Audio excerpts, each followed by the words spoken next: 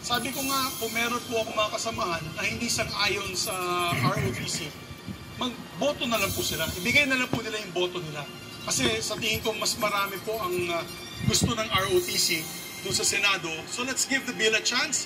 Isasalang na sa debate sa plenaryo sa susunod na buwan ang panukalang Mandatory Reserve Officers Training Corps o ROTC.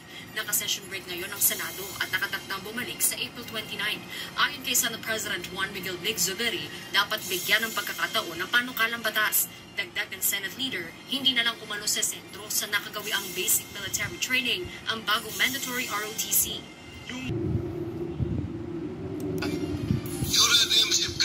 Meron tayong i-establish na mga grievance committee sa bawat ROTC unit.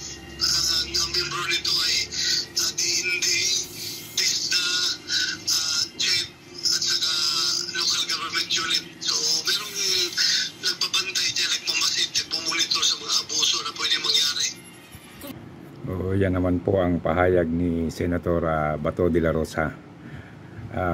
Sa isa pong magandang balita na ito, tayo po ay naniniwala na kung maibabalik lang ang ROTC, malaki ang tulong na magagawa nito para sa ating mga kabataan, sa disiplina, sa ugali, sa nakaugaliang kultura ng mga Pilipino. Ito po ang isang malaki ang maitutulong sa atin. Dito matututo ang mga kabataan ng tamang paggalang, tamang paggawa, tamang pagkilos at maibabalik sa kanila ang pagmamahal sa bayan. Maraming salamat Senator Miguel Zubiri at Senator Bato de la Rosa. Kami po ay naniniwala na sa panahon na ito ang isang malaking pangangailangan ng ating mga kabataan para maibalik yung pagmamahal sa sambayan ng Pilipino. Maraming salamat pong muli at magandang araw.